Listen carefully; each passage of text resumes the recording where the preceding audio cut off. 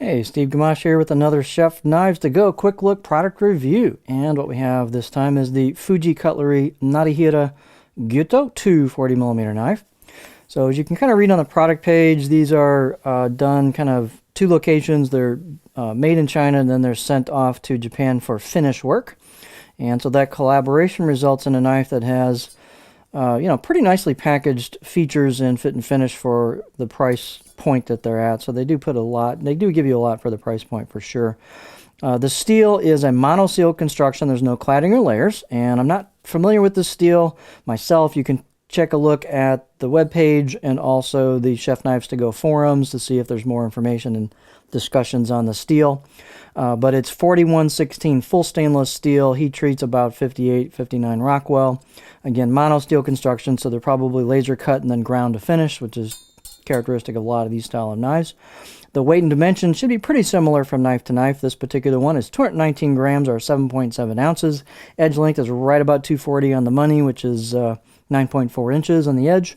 And the overall length is about 14.4 inches. Thickness wise, I got about 2¼ millimeters thick at the back, above the back of the heel, and then I got about 2 millimeters thick halfway down the knife. And then there's not a lot of taper here on thickness, but as you kind of get to the grind of the knife towards the edge, then that tip does kind of thin out a little bit. It's not a super skinny tip. They do give you some meat behind the edge or behind the tip there, and it's not a super skinny edge either. They give you some meat there behind the edge for durability, so kind of a balance of durability and performance. Blade height is 49.2, so pretty generous height. The handles are black micarta, which is just a bulletproof handle material. It's very dimensionally stable and very, very durable. So they've got a full tang Western or Yo handle construction, stainless rivets, integrated style bolster, which is nice at this price point. And the fit and finish work is probably a little bit nicer on the blade, and then the handle, each knife I've gotten has been a little bit different. This one, the finish work's actually pretty nicely done. So that can vary just a little bit from knife to knife. But again, for the price point these are at, it's a very nice package of features. The handle, and I forgot to do that on the 210, my apologies, but the balance point on the knife is right about there behind the choil. I would think the 210 would be pretty close to this. So there's your balance point, which is actually a little further forward than I thought it might be. Pinch grip wise, you've got a kind of just a built-in spot here to put your finger up there for a pinch grip, so it's an easy pinch grip ergonomically. We talked about the balance point. Out of the box edge, I'll give it a 5 out of 10. They're not the world sharpest out of the box edges, but I'm sure you could probably get them a little bit sharper if you wanted to. This edge looks to be a little more in the 50-50 grind, maybe a little bit right hand bias, maybe 60-40 right hand to left hand as far as the size of the bevel, or fairly kind of almost 50-50. Some of the other knives I've seen, the two of them were a little different bias on the edge bevel grind. Let's look at our beauty shot here.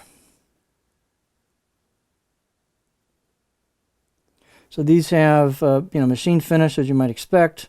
They've got screened on kanji on the right side of the blade, and then some polish down towards the edge where they're working the edge. Here's the left side of the blade, kind of just plain. On the spine, they've taken off just a little bit of the edge to kind of knock that down a little bit. I wouldn't say it's rounded or anything, but they take a little bit off.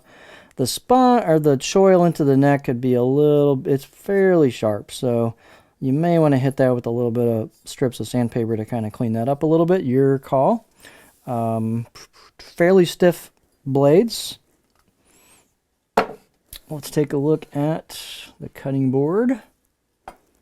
The 210 was fairly curvy, and this is kind of a stretched out version of that. So you still don't really have a flat spot per se towards the heel. It just kind of flows all the way down towards the back. And then I can get pretty high on a rock on this, so it'll rock pretty nicely as well. So just kind of a stretched out version of the 210 I just did the video on. So fairly versatile profile though.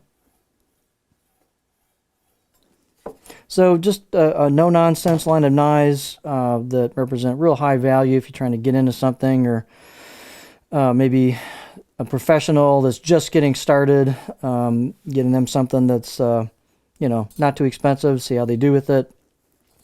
Anyway, just, you know, good option for this price point that Mark's bringing in to give you more choices, as usual, of chef knives to go. So this is the Fuji Cutlery Narihira Gyuto 240mm knife.